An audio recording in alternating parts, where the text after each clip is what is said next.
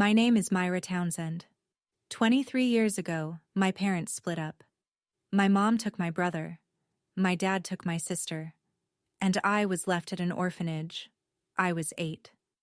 Nobody explained why I was the one who didn't get picked. Nobody came back to fix it either. Not the next week, not the next year, not for 23 years. I aged out of the system at 18, built a bakery with borrowed money and early mornings, put my name on the sign, the only Townsend who stayed. Then they saw what I built, and they called me nonstop. After 2 decades of nothing, nonstop. My dad first, then my mom, then my brother. 43 calls in a single week. So I invited them over to see it with their own eyes. I gave them the best seats at my grand opening. 80 people, a microphone, and a truth I'd been carrying since I was 8 years old. What they saw shocked them. What I said? That shocked them more. Before I get into it, hit like and subscribe. Drop your location and local time in the comments. Now let me take you back to the summer of 2003. A kitchen table on Becker Road, Georgia. The kitchen table in our house on Becker Road had a crack running down the middle that my father never fixed. He said he'd get to it. He said that about a lot of things. That July evening, the crack seemed wider than usual. Colton sat to my left, picking at a scab on his elbow. Jolene, barely 4, was on my mother's lap, half asleep, thumb in her mouth. I sat across from both my parents with a glass of sweet tea I hadn't touched. The overhead fan clicked on every third rotation, and the whole room smelled like motor oil because my father never washed his hands well enough. That grease lived in the grain of the wood, in the napkins, in everything he touched. My mother spoke first. She'd already packed a suitcase. I'd seen it by the front door when I came in from the yard. Your father and I have decided to live apart for a while. Colton looked up. Like a divorce? A separation, my father said. Different thing. It wasn't. Not really. But they needed it to sound temporary so the conversation could stay short. My mother explained, and I use that word loosely, that she'd be moving to an apartment near her sister's place in Perry. She'd take Jolene. My father would stay in the house with Colton. He needed help at the parts store, and Colton was old enough to sweep floors and sort inventory after school. I waited. I remember the fan clicking. I remember Jolene's breathing, slow and wet against my mother's blouse. I remember the crack in the table looking like a river on a map, running between their side and mine. What about me? My father rubbed the back of his neck. My mother adjusted Jolene's weight on her hip. We'll figure something out, sweetheart. That was the sentence. 7 words. No eye contact. My mother looked at the window. My father looked at his hands. Neither of them looked at me. I was 8 years old, and I already understood what figure something out meant. It meant nobody had a plan that included me. I was the middle child. Too old to be cute like Jolene. Too young to be useful like Colton. I fit nowhere in their new arrangements, so I became the remainder in a division problem nobody wanted to solve. Years later, I'd learned that figure something out was their way of saying someone else's problem. 2 weeks after the kitchen table conversation, a woman named Ms. Petty from the county office drove me to St. Clair's Children's Home in a sedan that smelled like peppermint and old upholstery. My father followed in his truck. He carried my suitcase to the front steps, a green Samsonite that used to be my mother's, and set it down on the concrete like he was delivering a package. I'll come back for you, he said. He put his hand on my head. Not a hug. A hand on my head, the way you'd pat a dog you felt sorry for.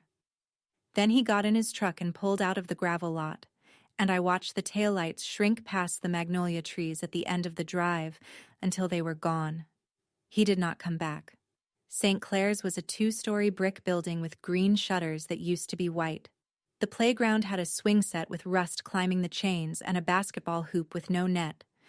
Inside, the hallways smelled like bleach, cut with floor wax, and somewhere down the corridor a radio played country music. Conway Twitty, I think. So faint it sounded like it was coming from another building entirely. They gave me a bed in a room with 5 other girls. The mattress had a plastic cover underneath the sheet that crinkled every time I moved. The girl in the next bed told me her name was Daphne, and that breakfast was at 7 and I'd better not be late because Chef Ruben didn't keep the eggs warm. I didn't cry that first night. I counted instead. Day 1. By day 7, I stopped watching the parking lot from the hallway window. By day 30, I stopped flinching when the front door opened. By day 90, I stopped expecting anyone at all. My father called once, 6 months in. The conversation lasted 2 minutes. He asked, "You doing okay?" I said yes. He said, "Good, good." Then he said he had a customer waiting and hung up. My mother never called. Not once. I learned later that she told people in Perry that I'd been placed with a lovely foster family in Savannah. A nice couple, she said. Christians. She told that story so many times, I think even she started believing it. The first person who actually looked at me, really looked, wasn't family at all. Chef Ruben Marshall had hands like catcher's mitts, wide, scarred, and always dusted with flour. He was 40 the year I arrived at St. Clair's, a former line cook from a restaurant in Savannah who'd taken the children's home job because, as he put it, somebody ought to feed these kids something besides sadness. I found the kitchen by accident. Or maybe the kitchen found me. I couldn't sleep one Tuesday night. The plastic mattress, the girl across the room who talked in her sleep, the radio that never fully turned off. So I wandered the hallway and followed the smell of butter melting in a cast-iron pan. Ruben was prepping cinnamon rolls for the next morning. He looked up when I appeared in the doorway, flour on his apron, a wooden spoon in his left hand. "You lost?" "No, sir." "You hungry?" "No, sir." "Then pull up a stool and make yourself useful." He didn't ask why I was awake, didn't ask about my parents, didn't give me the look, that tilted head, soft-eyed expression that every social worker and volunteer seemed to have practiced in a mirror. He just handed me a ball of dough and told me to knead it until it stopped sticking to my fingers. That was the first night. After that, I showed up every Tuesday and Thursday, then every morning before breakfast. Ruben taught me how to measure flour by weight, not volume. How to tell when butter was browned by smell, not color. How to crack an egg with one hand. "Baking is chemistry," he told me once, rolling pie crust on the steel counter while flour floated through the overhead light like slow snow. "You follow the recipe, you get the result. Doesn't matter who your parents are. Doesn't matter where you sleep. The dough doesn't care." The dough doesn't care. I held on to that sentence the way other kids held on to stuffed animals. On my 9th birthday, which nobody at St. Clair's knew about except me, Ruben gave me a small notebook with a worn leather cover. "Write down every recipe you learn," he said. "Someday you'll need them." I wrote apple pie. Chef Ruben says start simple on the first page in pencil, pressing hard enough to dent the paper beneath. He never said poor kid. He said good hands. That was enough. I'll keep the next 10 years short because the system kept them short for me. 3 foster homes in a decade. The first family, the Burkes, had 4 other foster kids and not enough bedrooms. I slept on a pull-out couch for 11 months. Mrs. Burke was decent. Mr. Burke was absent. They moved to Florida and didn't take any of us with them. The second family wanted a younger child and sent me back after 3 months, like returning a dress that didn't fit. The third lasted 2 years, the longest. The Wengers. Nice enough people who ran a daycare out of their living room. I helped with the toddlers after school, heated chicken nuggets, wiped noses, read picture books until my voice went hoarse. But when Mr. Wenger got transferred to a plant in Ohio, they sat me down at their kitchen table. Another kitchen table, another verdict. and explained that the new house only had 2 bedrooms. Their son needed one. They needed the other. You understand, right, Myra? I understood. Every time I moved, I packed the same green Samsonite and the leather notebook. The suitcase got scuffed. The notebook got full. By 16, I'd filled every page with recipes copied from library cookbooks, scribbled from cooking shows I watched at the Wengers, and invented during long afternoons when the kitchen was the only room that felt like it belonged to me. During those years, I checked. Not often, but I checked. I asked my caseworker once if my parents had ever called about me. She pulled up the file, scrolled through it, and shook her head. I asked if they'd signed termination of parental rights. Another headshake. They'd never formally given me up.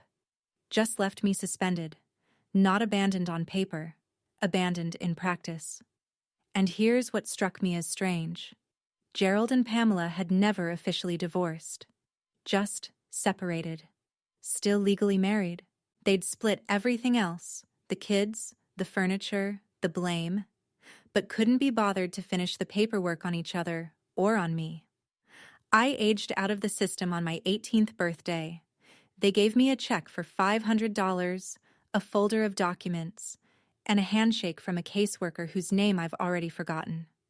$500. That's what 18 years of being nobody's priority was worth. I walked out with the Samsonite in one hand and the notebook in the other, and I didn't look back. Macon, Georgia, wasn't a plan. It was a bus ticket I could afford. I found a room above a laundromat on Cherry Street, $200 a month. Utilities included if you didn't mind the hot water cutting out at odd hours. The walls smelled like detergent and damp plaster, and the floor vibrated gently when the industrial dryers ran downstairs. But it was mine. The first space that was only mine. I walked into Peachtree Bakery on a Wednesday morning and asked if they were hiring. The owner, a heavy-set man named Gus, looked at my sneakers and my Samsonite sitting on the sidewalk outside the window. "You bake?" "Yes, sir." "Everybody says that. Can you wash dishes?" I washed dishes for 3 months. Then Gus noticed me fixing a batch of biscuit dough his morning baker had over-kneaded. I'd added a tablespoon of cold butter and worked it in with my fingertips, something Ruben had shown me when I was 10. Gus tasted one, said nothing, and moved me to the prep line the next day. That was how I met Mrs. Lorraine Collier. She came into Peachtree every Thursday at 7:15 for a cinnamon scone and black coffee. 72 now, 60 then, small, silver-haired, with reading glasses on a beaded chain and opinions about everything. She'd owned her own bakery in Warner Robins for 30 years before retiring. Now she volunteered with a mentoring program for kids aging out of foster care, which is how she'd heard about Peachtree in the first place. She noticed my leather notebook one morning when I was copying down Gus's pecan pie recipe during a break. "That's a serious notebook for a dishwasher." "I'm not a dishwasher anymore." She smiled. Not the pitying kind, the interested kind, and sat down across from me. The morning light came through the front window and caught the cinnamon dust on the counter between us, and for a moment the whole bakery smelled like Saturday mornings should. Over the next year, Lorraine taught me everything Ruben hadn't: how to calculate food cost per unit, negotiate with flour suppliers, read a commercial lease. She didn't coddle. She corrected. She'd taste my scones and say, "More lemon zest, less sugar. You're baking for adults, not children." One afternoon, she set down her coffee cup and said something I'd carry for the rest of my life. "When you're ready to open your own place, I'll be the first one to co-sign." She didn't rescue me. She just opened a door. I walked through it myself. I was 26 when I signed the lease. Lorraine co-signed and loaned me $15,000 at no interest. "Pay me back when you can," she said. "And if you can't, make sure the scones are worth it." The space was a former sandwich shop on Poplar Avenue, narrow with a cracked tile floor and a kitchen barely big enough for 2 people to pass without bumping elbows. I scrubbed every surface myself, painted the walls cream, hung a chalkboard menu by the register, bought a used commercial oven from a restaurant auction in Atlanta, and drove it back in a rented truck with Dean Whitfield, a guy I'd worked with at Peachtree who was crazy enough to come along. I named it Townsend and Flower, not after my family, after the only Townsend who'd stayed, me, and the flower that taught me patience when people couldn't. Opening day, 8 tables. Menu, 6 items. Hours, 6 a.m. to 2 p.m., closed Sundays. I made everything from scratch starting at 4 in the morning. Brioche, sourdough, scones, cinnamon rolls, 2 rotating seasonal pies, and the pecan bars that became the reason half our regulars walked through the door. The first year was survival. The second was stability. The third was the year the Macon Telegraph ran a feature with the headline, "Small Town Baker with Big City Flavor." A food blog rated us 4.8 out of 5. A regional magazine listed us in their Best Hidden Gems issue. The smell of brioche fresh out of the oven became the thing people associated with Poplar Avenue. Dean came on full-time as general manager. We hired 2 part-time bakers and a front-of-house kid named Elise who was 19 and reminded me of myself at that age. Quiet, watchful, trying not to look like she was trying hard. By 29, I'd paid Lorraine back every cent. By 30, I'd signed a lease on the storefront next door to expand into a full bakery cafe, double the seating, proper espresso machine, the works. Then, on a Tuesday afternoon, Dean walked into the kitchen with an expression I hadn't seen on him before. Half confused, half something heavier. "There's a man at the counter asking for you.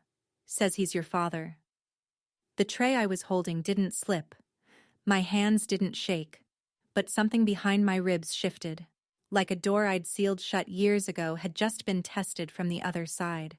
I hadn't heard that word, father, used about me in 23 years. I wiped my hands on my apron and walked out to the front.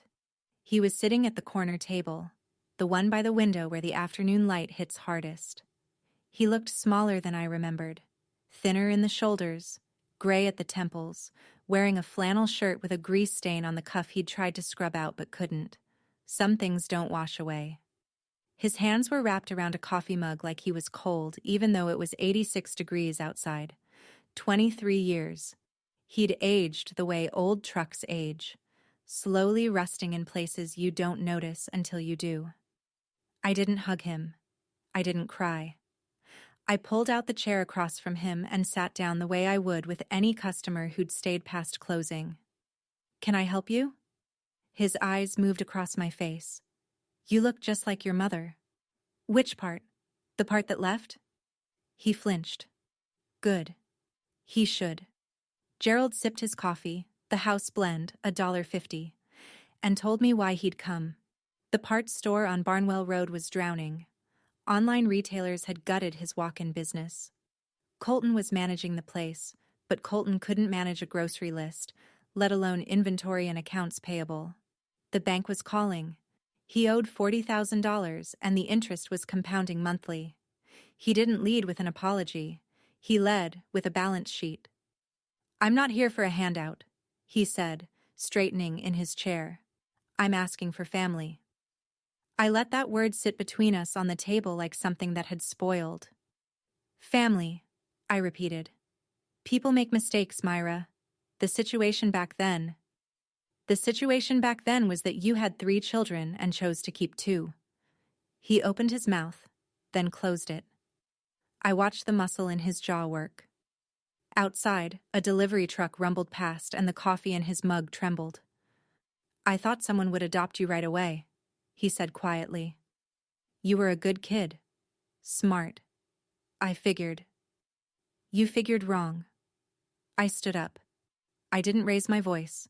There were 6 customers in the bakery and 2 of my employees behind the counter, and I wasn't going to make a scene in a place I'd built with my own hands. "Finish your coffee," I said. "It's on the house. But this conversation is over." He left the mug half full. The bell above the door chimed when he walked out, the same cheerful sound it made for everyone else. 2 weeks after Gerald's visit, my mother appeared, But she didn't come to the bakery. Pamela Townsend was smarter than that. She went to church. Grace Fellowship was a small congregation on the south side of town where I occasionally attended Sunday service. I liked the music. I liked that nobody there knew my last name meant anything. I sat in the back pew, left before the potluck, and kept to myself. It worked. Until my mother showed up in a lavender dress, clutching a Bible she'd bought that morning. I could tell because the spine hadn't been cracked, and introduced herself to Pastor Hodges as Myra Townsend's mother. Dean told me about it Monday morning. He'd heard from his cousin, who attended Grace Fellowship, who'd heard it from the woman who ran the coffee station in the fellowship hall. She told everyone you two got separated by circumstances, Dean said carefully, leaning against the prep counter. Said she's been praying for a reunion. I set down my rolling pin. What else? She cried during the closing hymn. People loved it. Of course she did. My mother could cry on cue the way other women could sneeze. She'd been perfecting that skill since I was old enough to notice. Tears that appeared at exactly the right moment, in exactly the right light, with exactly the right audience. Within a week, 3 different members of Grace Fellowship approached me. At the bakery, at the grocery store, outside the post office. All with the same gentle suggestion. Your mother seems lovely. Have you thought about reaching out? The pressure built the way humidity builds in Georgia. Invisible at first, then suffocating. I found out one more thing that week. Something that reframed the whole performance. Pamela brought a framed photo to church, showed it around during coffee hour, dabbing her eyes. My little girl, she told anyone who'd look. But Dean's cousin saw the photo up close. The child in the picture had curly blonde hair and a gap between her front teeth. I had straight brown hair at 8. No gap. The photo was Jolene. My mother didn't even have a picture of me.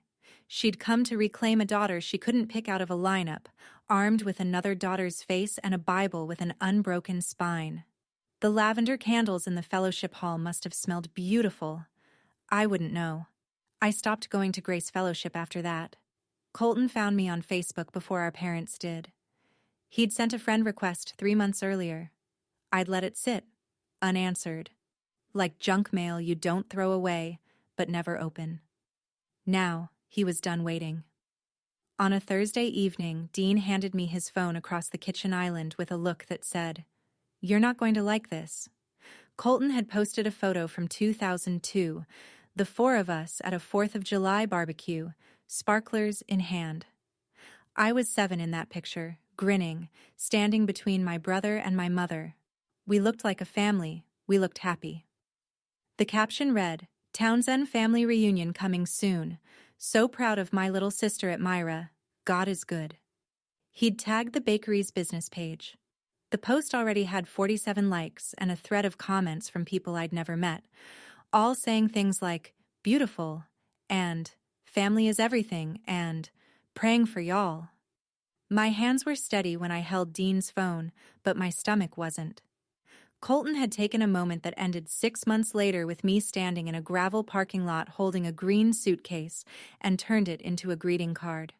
I messaged him privately that night. "Take it down." 3 dots appeared, disappeared, appeared again. "Why?" "We're family." I typed back slowly, choosing each word the way I measure ingredients. Deliberately. "We haven't been family since you watched Dad drive away from St. Clair's." "I was 11, Myra. What was I supposed to do?" "You were 11 then. You're 34 now. You had 23 years to look for me." "You didn't." He didn't reply for a long time. I could see him typing, deleting, typing again. Finally, "Dad needs help. Mom does too. We're trying to fix things." "You're trying to fix the store. That's different." He didn't take the post down. By Friday morning, it had over 100 likes. Someone from the Macon Telegraph's community desk sent a message to the bakery's page asking if we'd be interested in a family reunion feature. Dean deleted it before I saw it, but he told me about it later, standing in the walk-in cooler where the cold air felt like the only honest thing left. He tagged me in a life I was never part of. And now everyone in town was building a narrative I hadn't written, with characters who'd abandoned me playing the heroes. Lorraine Collier had lived in this part of Georgia for 72 years, and in that time she'd built the kind of social network that worked better than the internet: quilting circles, church auxiliaries, garden clubs, and the unbreakable chain of women who talked to each other at the post office every weekday at 10:15. She came into the bakery on a Wednesday evening after closing, carrying a casserole dish she didn't need returned and information I did need to hear. "Sit down," she said, "and put on some coffee, the decaf." She told me two things. First, Pamela had been encouraged to leave her previous church, Harvest Point Baptist in Perry, 18 months ago. The reason was a charity clothing drive Pamela had organized. Donations came in. Clothes went to families in need. But somewhere between the collection bins and the distribution, $1,100 in cash donations meant for shipping costs had ended up in Pamela's personal checking account. The church handled it quietly. No police, just a firm suggestion that she worship elsewhere. Pamela needed a new church, a new reputation, a successful daughter to stand beside in the pew and prove she wasn't what Harvest Point thought she was. Second, Gerald's debt wasn't just the parts store. Lorraine had heard from a woman whose husband drank at the same bar as Colton. One night, after too many bourbons, Colton let slip that Gerald owed an additional $25,000, not to the bank, but to a bookie in Warner Robins. The parts store was the public debt. The gambling was the private one. Colton had been covering minimum payments on both for 2 years, burning through his own savings. I sat in my kitchen, the kitchen I'd tiled myself, the one that smelled like sourdough starter and lemon peel, and let it settle. They didn't come back because they missed me. They came back because they were drowning, and I looked like a life raft. I put my hands flat on the steel prep table. Flour from the morning's batch had dried into fine white lines in the creases of my palms. A tear fell and landed on the stainless steel, leaving a small dark circle that evaporated in seconds. I wasn't crying because they'd hurt me. I'd made peace with that years ago. I was crying because some stubborn 8-year-old part of me had still been hoping I was wrong about them. That was the night I stopped asking why they left, and started deciding what I'd say when they wouldn't. I sat in that kitchen for a long time after Lorraine left, and I kept thinking, how many of you have had someone come back into your life not because they missed you, but because they needed something from you? If that's your story, I'd love to hear it. Drop a comment below, and if you haven't already, hit subscribe, because what I did next, I don't think they saw it coming. The expansion had been in motion long before my parents resurfaced. I'd signed the lease on the adjacent storefront in January, a former flower shop with good bones, south-facing windows, and enough square footage to double our seating and add a proper espresso bar. Construction started in February. The contractor, a quiet man named Virgil who measured twice and spoke once, had us on track for a late spring grand opening. This wasn't revenge. This was business I'd been building for 3 years. But the timing had a kind of poetry I didn't ask for. The grand opening was scheduled for 3 weeks out. Invitations had gone to the local paper, 2 food bloggers, regular customers, and the Small Business Association. Lorraine was handling the guest list. Dean was coordinating catering. The irony of a bakery catering its own opening was not lost on either of us. One evening, after the last sheet pan was washed, Dean sat across from me at the corner table, Gerald's table, though we didn't call it that, and asked the question directly. "Are you inviting your family?" I wiped down the espresso machine. "They'll invite themselves. Trust me. And when they show up, I'll give a speech." "What kind of speech?" I set the rag down. The blueprint for the expansion was pinned to the kitchen wall behind me. Clean lines, precise measurements, a building designed to hold weight. I looked at it for a moment. The kind where I tell the truth. Dean was quiet. He'd known my story since our Peachtree days. He'd been in the room the first time I said the word orphanage out loud to someone who wasn't a social worker. He'd watched me build this bakery from a cracked tile sandwich shop into something real. He understood what I was saying, and he understood the risk. The community might not take your side, he said carefully. Maybe, but I'm done performing a family reunion I never signed up for. He nodded. Didn't argue. Didn't try to talk me out of it. He just said, I'll make sure the microphone works. That night, I sat at my kitchen table at home, a table with no crack down the middle, and began writing. Not a revenge speech, not an accusation, just the facts of my own life, told in my own voice, in a room I'd paid for myself. I wasn't planning a scene. I was planning the truth. Sometimes that's worse. The call came on a Thursday evening just past 8. I was on the couch with my shoes off, and a cup of chamomile going cold on the side table. The number was unfamiliar, a Perry area code. Myra? It's Jolene. Her voice was lighter than I expected, younger sounding than 27, and shaking. I know we've never... I don't even know if you want to hear from me. I didn't answer right away. I listened to her breathe. Somewhere on her end, a television was on low. A game show, from the sound of the audience applause. I'm listening, I said. Jolene talked fast, the way people do when they're afraid they'll lose their nerve. She told me she'd grown up believing I'd been adopted by a family in Savannah. A nice couple, Christians. That's what Pamela had always said.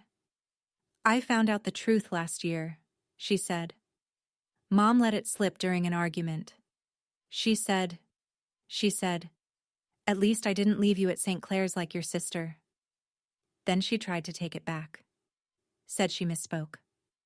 Jolene's voice cracked. The game show audience cheered in the background. The contrast was almost funny. I looked it up. St. Clair's. It closed in 2016. I found old records, news articles. And I kept thinking, you were 8. I was 4. I don't even remember you being there, and that's the worst part, because it means Mom made sure I didn't. I closed my eyes. The wind pushed through the open window and sent a dry magnolia leaf skidding across the kitchen floor. I'm sorry, Myra. I know that probably doesn't mean much coming from me. Part of me wanted to believe her. Part of me had been trained by 23 years of Townsend promises to treat sincerity like a trap. Why are you calling now? Because Mom's telling everyone at her new church that we're having some kind of reunion. And I need you to know, I didn't agree to that. I didn't know about any of it until Colton posted that photo. I let the silence stretch. Chamomile steam curled up from the mug. The leaf on the kitchen floor settled against the baseboard. Thank you for telling me, I said. And meant it. But I didn't promise anything. She sounded like she meant it. But I'd been fooled by Townsend's sincerity before. I drove out to Henderson's flour mill on a Saturday morning to finalize the bulk order for the grand opening. Henderson's was 20 minutes outside Macon, a long, flat road lined with pecan orchards and the occasional boarded-up gas station. I liked the drive. Quiet. Nobody asking me questions about my parents. I was loading 50-pound sacks of bread flour into the back of my van when I heard the crunch of gravel behind me. Gerald's truck. Same one from 23 years ago, just older. More rust around the wheel wells, a crack in the windshield that hadn't been there before. He got out slowly, like a man rehearsing casual. Didn't expect to see you here, he said. We both knew that was a lie. Henderson's was 20 minutes from town. Nobody ended up here by accident, especially not on a Saturday morning when the mill was only open by appointment. What do you want, Gerald? He leaned against his truck, crossed his arms. The mask he'd worn in the bakery, the humble, aging father seeking reconciliation, was thinner today. Underneath it, I could see the man I remembered from Barnwell Road, the one who made decisions and expected everyone else to live with them. I've been thinking about what you said. About choices. Good. And I think you're being unfair. The warehouse behind me smelled like wet concrete and diesel fuel. The afternoon sun hit the corrugated roof at an angle that made the whole building glow copper. You think you built all this by yourself? He gestured at my van, my flower, my life. Nobody's self-made, Myra. You owe something to the people who brought you into this world. You brought me into the world, I said. Then you left me at the door of someone else's. His face reddened. I did the best I could with what I had. No, you didn't. You did the easiest thing you could. There's a difference. He stepped forward. His voice rose for the first time. I am your father. Then act like it. Show up 23 years ago. Call more than once. Know my birthday without checking a file. You don't get to put on a dress shirt and walk into my bakery and call yourself family because you need $40,000. He opened his mouth. Closed it. I loaded the last sack of flour, shut the van doors, and drove away. My hands didn't stop shaking until I reached the highway, but he didn't need to know that. The bakery after hours had a particular quiet. Not empty. The ovens ticked as they cooled. The refrigerator hummed its low note. The floorboards settled. But the kind of quiet where you could hear yourself decide things. Dean and Lorraine sat at the big table in the new space, still unpainted, sawdust in the corners, the air smelling of fresh lumber and joint compound. I told them about Gerald at the warehouse. Lorraine listened without interrupting, which meant it was serious. He'll come to the opening, she said when I finished. They both will, and they'll perform.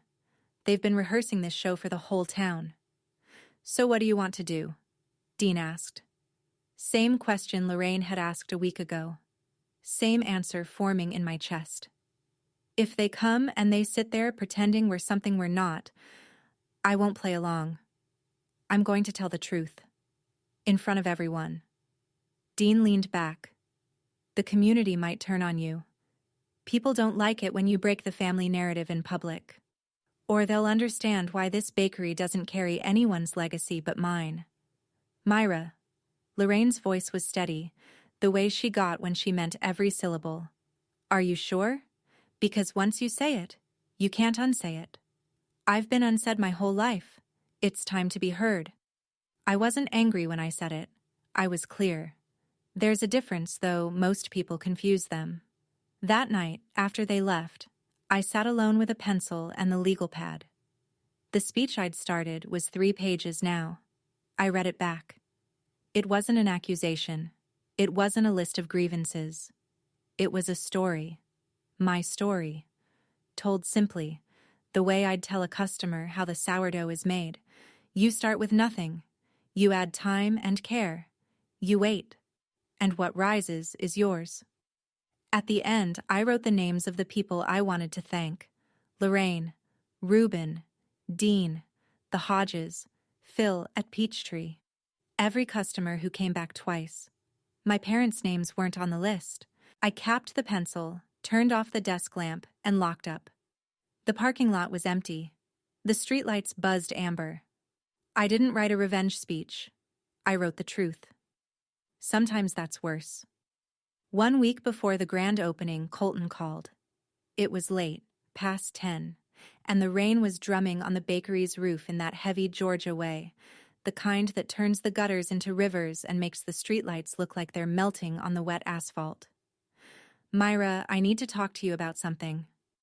His voice had changed since our text exchange. Tighter, rehearsed. Someone had coached him, and I had a good idea who. Go ahead. Dad's upset, real upset. He says if you don't help us out, if you don't at least act like we're a family at the opening, he's going to tell people his side. His side. He'll say you ran away from home as a teenager, that he and Mom looked for you for years, that you're the one who cut us off. The rain picked up.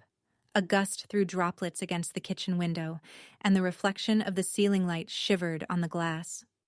"Colton, you were there. You were in the truck when he dropped me off."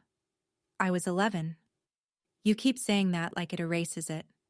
Silence. Then quieter. "I don't want to do this, Myra. But he's my dad." "He's my dad too. But only one of us had to grow up without him." More silence.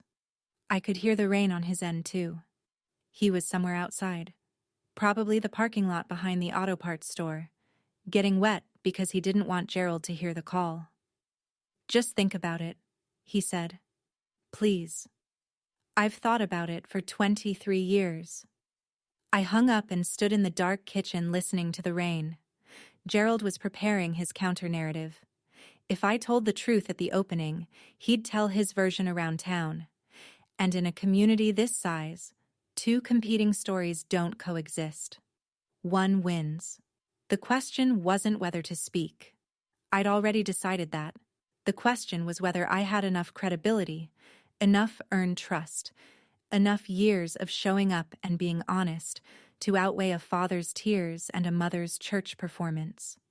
I looked at the speech on the legal pad, then at the display case full of bread I'd baked that morning. Every loaf was proof. 5 years of proof, rising in the dark before anyone was watching. 3 days before the grand opening, I couldn't sleep. I lay in bed in my apartment, a one-bedroom above a dry cleaner on Forsyth Road, and stared at the ceiling. The streetlight outside threw a yellow stripe across the plaster. Ruben's notebook sat on the nightstand, its leather cover soft with years. The fear that kept me awake wasn't Gerald. It wasn't Pamela. It was something older and deeper than both of them. What if I told the truth, and the community chose their side anyway? I'd seen it happen. Small towns run on narratives, and the narrative of the repentant parent is powerful. Mom cries, dad apologizes, daughter forgives, everybody claps. If I broke that script, if I stood up there and said, "They didn't lose me, they gave me away," I might become the villain, the ungrateful daughter who humiliated her aging parents in public. I could lose customers. I could lose the church. I could lose everything I'd spent 5 years building, not because I lied, but because I told the truth at the wrong volume. And underneath that fear was the original one, the one I'd carried since I was 8 years old, standing in the doorway of St. Clair's, watching Dad's taillights shrink until they were just 2 red dots, and then nothing. The fear of being left again. I rolled over and picked up the notebook. Opened it to the first page. Apple pie. Chef Ruben says start simple. The handwriting was round and careful, the letters of a child who still believed her father was coming back. I closed the notebook and got out of bed. 3 a.m. The apartment was cold, the floor creaked, and my reflection in the bathroom mirror looked tired. I didn't study it long. I drove to the bakery, let myself in, turned on the lights, that flat fluorescent white that makes everything look like it's early, and started measuring. Flour, sugar, salt, butter. The mixer whirred, steady and mechanical, filling the room with purpose. By dawn, I'd made 4 loaves of sourdough, 2 trays of scones, and a decision. The flour didn't care where I came from. It only cared if I showed up. I showed up. The day before the grand opening, I was standing on a step stool hanging a banner when the front door chimed. Dean was arranging chairs. 2 of my bakers were stacking trays in the back. The new space smelled like fresh paint and sawdust and possibility. That particular combination of chemicals and hope that comes with anything brand new. I turned around on the stool and almost fell off. Chef Ruben Marshall stood in the doorway, 64 years old, white hair cropped short, a wooden cane in his right hand that he clearly needed but held like he was doing it a favor. His shoulders were still wide, though they sat lower now, and he wore a denim jacket over a flannel shirt, 3 hours of highway behind him. "I heard you're opening a real bakery," he said. "Thought you might need someone to taste test." I climbed down from the stool, walked to the door, and hugged him. I don't hug people. Dean knows this. Lorraine knows this. It's not a rule I made. It's just who I became after years of being the kid nobody reached for. But I hugged Ruben Marshall the way a bridge hugs its foundation, because without it, nothing stands. He smelled like Old Spice and cedar, the same aftershave he wore at St. Clair's.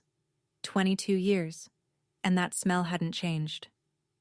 My throat closed up, and I pressed my face into his jacket so he wouldn't see. He patted my back twice. That was all he needed to say. When I let go, he looked around the bakery, the display case, the open kitchen, the chalkboard menu, the chairs Dean was lining up, and his eyebrows went high. You did this? Started with your apple pie recipe. No. He shook his head once. Started with you. I brought out the notebook. His notebook. Leather cover worn to the color of cinnamon, pages swollen with 2 decades of recipes. I opened it to the first page and held it up. He read his own words back. Apple pie. Chef Ruben says start simple.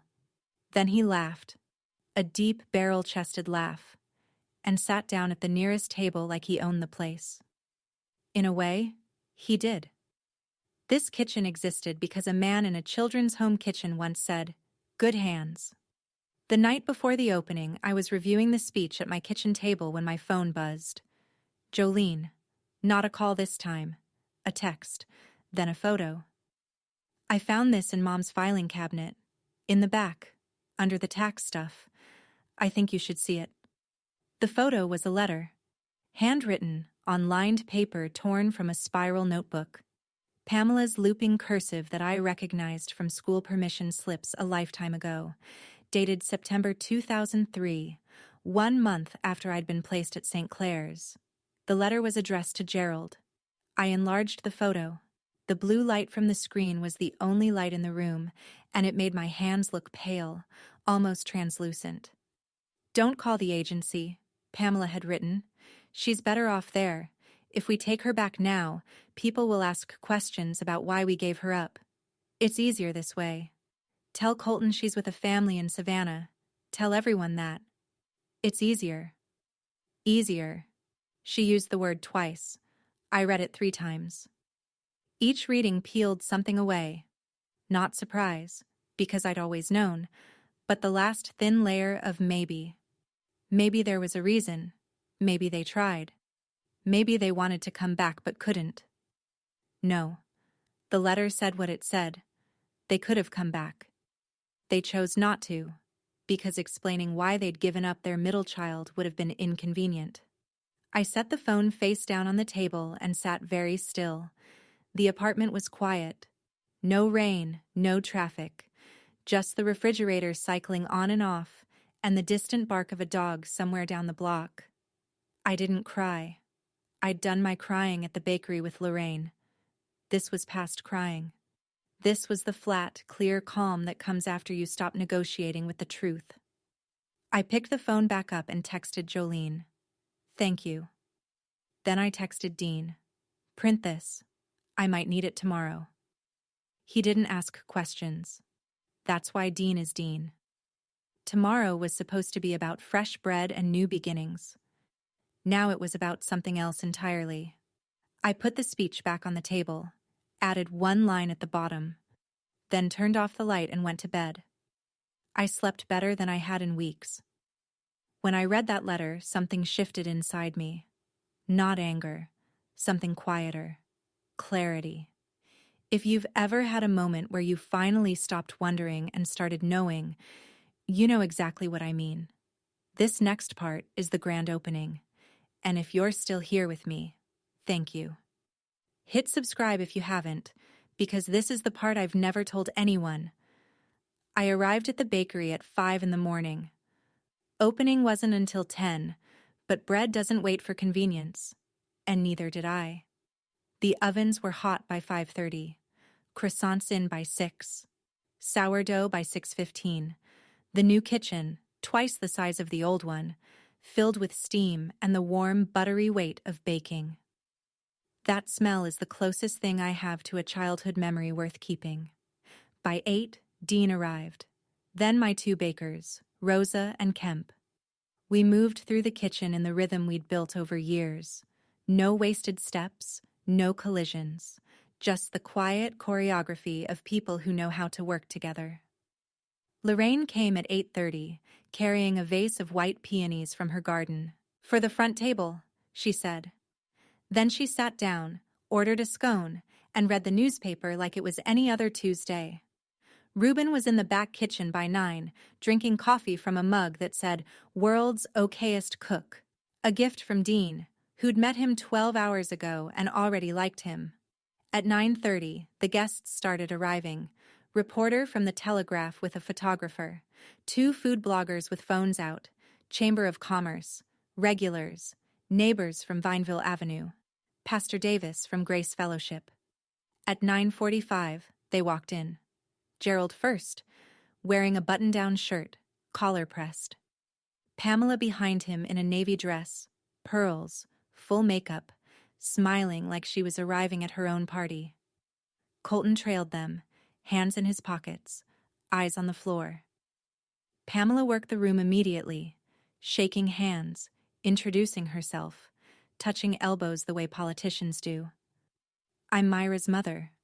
Isn't this wonderful? We're so proud." Gerald stood near the pastry case, nodding at people he'd never met, accepting congratulations he hadn't earned. Then Jolene walked in. Alone. She didn't sit with them. She found a chair near the side wall, set her purse on her lap, and folded her hands. Her eyes found mine across the room. I nodded. The morning sun poured through the new front windows, lighting up the display case, the rows of croissants glistening gold, the peonies on the table, the whole bright room I'd built with borrowed money and early mornings. My mother straightened my father's collar before they sat down. Like they were going to church. In a way, they were. Except this time, I was giving the sermon. 10:15. Dean handed me the microphone. It was a basic handheld, slightly warm from the spotlight above the small wooden platform we'd built beside the counter. Not a podium, just a place to stand. "Thank you all for being here." 80-some people looked up. Phones went down. Conversations died mid-sentence. I started where I planned to. The bakery. How it began. The early mornings, the busted oven, the first review, the regulars who kept coming back. Easy stuff. The room was smiling. Then I turned to the people who mattered. "I want to thank Lorraine Collier." Lorraine stood up in the second row and the room applauded. She believed in me before I had a business plan. Lorraine waved her hand like she was swatting a fly, but she was beaming. "Chef Ruben Marshall." Ruben lifted his coffee mug from the back corner. Scattered applause. He gave me my first recipe when I was 9 years old and didn't know I was allowed to be good at something. "Dean Whitfield." Dean raised a hand from the kitchen doorway. "Who keeps this place running while I'm covered in flour?" I paused. Let the warmth settle. Then I shifted. "Some of you know my family is here today. My parents, my brother, my sister." I gestured toward the third row. Pamela smiled wide and reached for Gerald's arm. "They came a long way." Beat. But I went further. The smile on Pamela's face held for 2 seconds before it started to crack, like glaze cooling too fast. I didn't grow up with a family, not because I was orphaned, because when my parents separated in 2003, they each chose one child to take with them. My dad took my brother. My mom took my sister. And me, the middle one, the extra one. I was placed in a children's home. St. Clair's. I was 8 years old. The room went silent. Not the polite silence of listening, the airless silence of realization. Gerald stood up. "Myra, that's not how—" "Sit down, Dad." My voice didn't rise. It didn't need to. "It's my turn to talk." He sat. Pamela's hand was still on his arm, but her grip had gone white. I didn't raise my voice. I didn't have to. The truth is loud enough when a room is quiet. I continued. I spent 10 years in the foster care system. 3 families. None of them lasted, not because they were bad people, but because the system wasn't built to keep anyone permanent. I aged out at 18 with $500, a bag of clothes, and a notebook full of recipes. I held up Ruben's notebook, leather cover soft and dark, pages swollen with 22 years of writing. The room looked at it like it was a relic. It was. Every recipe in this book was taught to me by someone who chose to care, not by obligation, not by blood, by choice. That's what built this bakery. Not a family name, not an inheritance, not a phone call that never came. Pamela stood, tears on her face, real this time, or close enough. Myra, the circumstances back then, we didn't have a choice. Which circumstances, Mom? The ones you wrote about? I reached into my apron pocket and unfolded a single printed page. Dean had printed it that morning, clear and sharp on white paper. This is a letter you wrote to Dad in September 2003, 1 month after you left me at St. Clair's. Pamela's hand went to her mouth. I read one sentence, just one. She's better off there. If we take her back now, people will ask questions. I let the words land. 80 people, and not one of them breathed. You didn't lose me because of circumstances, I said. You gave me up because keeping me would have been inconvenient. Pamela's voice came out strangled. Where did you get that? I looked at Jolene, sitting by the side wall, pale but steady. From the only Townsend who cared enough to tell me the truth. Someone in the crowd, a regular named Walter who'd been buying sourdough from me since month 2, said quietly, to nobody in particular, Lord have mercy. Gerald took Pamela's elbow. We're leaving. She shook free of him, grabbed her purse and walked toward the door. Her heels clicked on the new hardwood floor, sharp, deliberate, getting faster. Gerald followed. The door didn't slam. It just clicked shut, the way doors do when nobody wants to make a scene that's already been made. Colton stayed. He sat in his chair, head bowed, staring at his hands. The room held its breath. 80 people, a reporter with a pen frozen over a notepad, 2 food bloggers whose phones had stopped recording anything about pastry. I turned back to the microphone. This bakery isn't named after my family's legacy. It's named after the only Townsend who stayed. Me, and the flower that taught me patience. A beat of silence. Then Lorraine Collier stood up, 72 years old, silver hair, steady as a stone wall, and started clapping. Slow, deliberate. The kind of clapping that sounds like someone saying, I'm proud of you, with their hands. Ruben joined from the back corner. Then Dean. Then Rosa and Kemp. Then the room. It wasn't a standing ovation. Nothing that grand. Just people clapping because they didn't know what else to do with the weight of what they'd heard, and because clapping was the only way to hold it. I waited until it faded. Thank you for coming today. The bakery is open. Everything you see in that case was made this morning, and it's on the house. Please eat. I set the microphone on the platform and stepped down. My legs felt like they'd borrowed someone else's bones, but I walked steady. Lorraine reached me first. She didn't say a word, just put both hands on my arms and squeezed, and her eyes said everything her mouth didn't. Ruben was behind her. He set his hand on my shoulder from the back, heavy, warm, flour-dusted even in retirement, and said, Good hands. Same words. 22 years later. I had to look at the ceiling for a moment. The crowd dispersed slowly, the way people do when they're not sure if the show is over. They moved toward the pastry case, the coffee station, the tables. Conversation started again. Quieter, careful. The way you talk in a hospital waiting room after the doctor has come and gone. Jolene waited until the crowd thinned, then walked to me. She didn't try to hug me. She just stood there, close enough to be present, far enough to be respectful. I'm sorry I didn't know sooner. You're here now. I didn't say more. She nodded. We stood together in the warm sunlight by the window, not touching, not talking, just existing in the same space without pretending it was something it wasn't yet. Outside, through the glass, I saw Colton walking to the parking lot.